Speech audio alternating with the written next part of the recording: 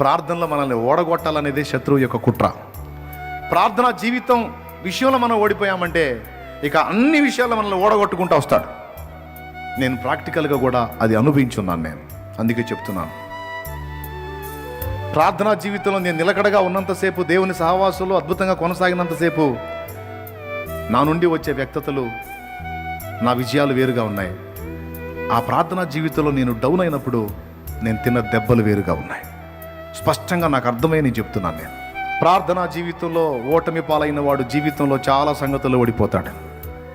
ఒకవేళ ఇప్పటికే ఓటమి పాలై ఉన్నవాడు కనీసం ఇప్పటి నుంచి అయినా ప్రార్థన విషయంలో గెలవగలిగితే ఓడిపోయిన వాటన్నిటిలో తిరిగి గెలవగలుగుతాడు.